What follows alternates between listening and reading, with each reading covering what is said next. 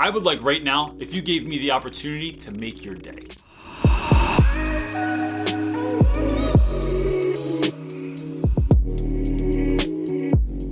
As I'm starting to wrap my head around the beginning of the school year, because everything from the live feeds that we do on Sunday nights and talking to teachers about the things they're excited about, to answering questions from mentees that I'm mentoring online, to even speaking in different school districts, it is the same sense of nervousness that everyone seems to have. And even though this is going to be my 15th year in the classroom, I still get nervous. I still have the dreams of showing up at school with no pants on, which I have forgotten a lot of things in my life, but I've never forgotten my pants, in real life. Forgot my shoes once and wore my slippers to school. That was weird. But I think the thing that makes us the most nervous is not that we're going to look foolish in front of other teachers. It's not that we're going to wear the wrong thing. It's not that we're going to forget our pants. It's that the students are not going to be responsive to what we're saying or what we're doing. It's that kids are going to do things like mistaking our kindness for weakness. They're going to think that if you're trying to make a relationship with them, what you're really doing is becoming their friend, and then friends don't call each other out so easily on stuff. So why are you talking to me like that? Or why are you giving me an F when I thought we were cool? And the reality of the situation is that I want to tell you,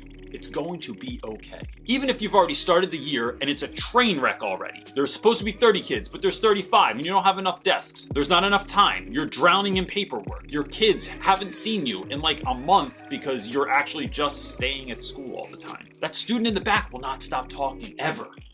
Ever, ever. The lesson plan that you thought was going to be really awesome just fell kind of sadly on the ears of the children and didn't make anyone as excited as you were. You didn't get a classroom and you ended up on a cart. Whatever the situation is, everyone has something going on. And so as I was looking through old footage recently, and I was pulling out content that I could share at the conference that I was speaking at, in doing that, I put together this really short highlight reel, and I want to share this with you because whether you're a brand new teacher and you're terrified of whether or not you're going to be able to connect with the students and you're going to be able to actually teach them, or you're a veteran teacher who's been in the classroom and is just kind of feeling jaded and kind of done with the whole thing, or you're a few weeks in and school's not going as great as you thought it could go.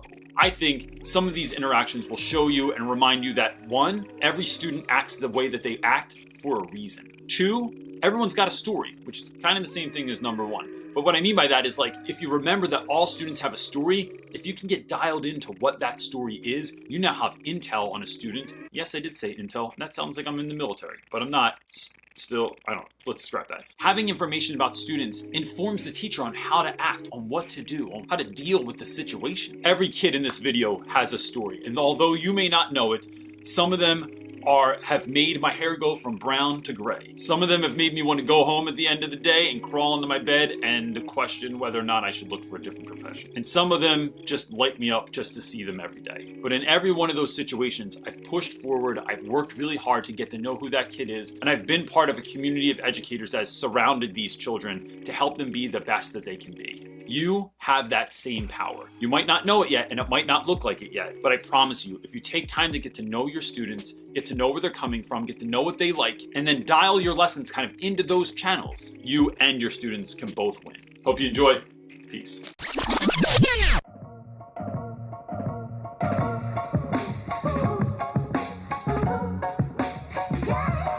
Keep everyone quiet. It's the end of the day on Tuesday. Mir, how was your day? I did fine. I did pretty good. Yeah? Yeah, I got my phone taken, but it was alright. It was alright besides that. Were you trying to get away with having your phone out in class or what? Yeah, kind of. Okay. Trying to be gal. Oh, are you using vocab words? Yeah. Extra point right there. All right. Good talk. That's hilarious. Parrish, how was your day today? All right. What was your favorite part of class today? Great. You did get in trouble for running down the hallway and acting crazy today. I know.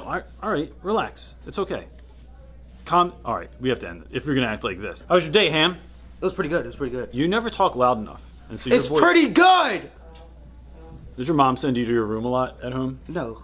Surprisingly, she doesn't. Your mom watches these videos, doesn't she? Yeah, my mom watches these videos. Hi, Mom. So, how do you like that scarf I gave you today? I feel like the Black Hokage out here. I don't know what that means. Actually, if Schwab had that scar, come here, Schwab. Look, you guys like match now. Banana gang. You look like you're on the biggest catch or whatever that fishing show is, like the Gordon Fisherman.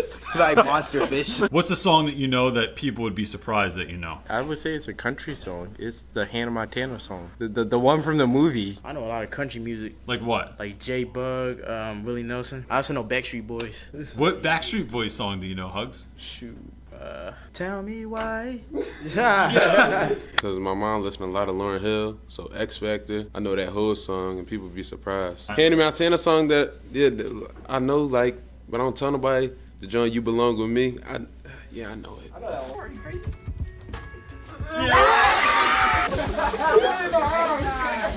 Look like you're praying. Let's pray.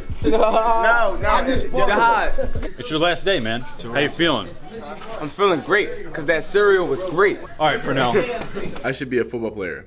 In the next 20 years, I will play for the Giants and take care of my mom, dad, and my church. I will take care of my brothers and my family. I will buy my mom a big house and give her a big red car and give my dad some cash. Wait, same journal entry, but with motivational music behind it. I should be a football player. In the next 20 years, I will play for the Giants and take care of my mom, my dad, and my church. I will take care of my brothers and my family. I will buy my mom a big house and give her a big red car and give my dad some cash. Makes a big difference. Good job, cheesesteak. Thank you. I almost didn't see you there with that camouflage wave cap on.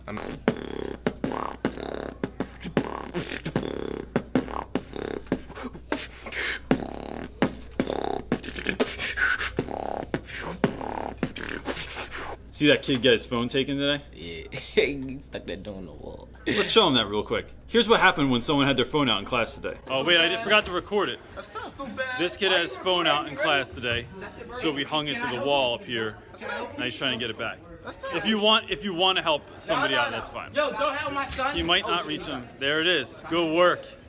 We look like twins. People aren't even going to be able to tell us apart, I think, right now, because we have these jackets on. Right. Marcus, can you tell me about every day? Let's talk about this real quick. But every day, there's food on the ledge over here. Can you tell everyone about the food? Because I think this is one of my favorite stories of the year. So basically, in 9th grade, I met this kid, this very young kid, and he didn't really talk to people, and I had to get him out his shell, and we became best friends ever since that. So he doesn't like going downstairs to get breakfast or lunch, so I bring it up to him.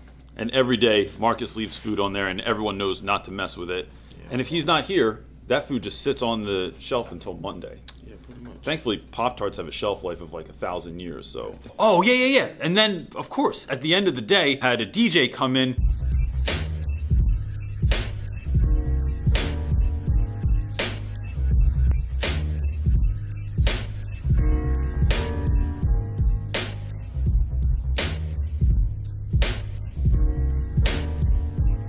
Another one of these Fridays, isn't it? Where I can't really record stuff because there's a mouse on my shoulder. Bye, Moose. Can everybody hop in for a group photo, guys? Come on. Oh, we're hopping in for a group photo now. Group photo?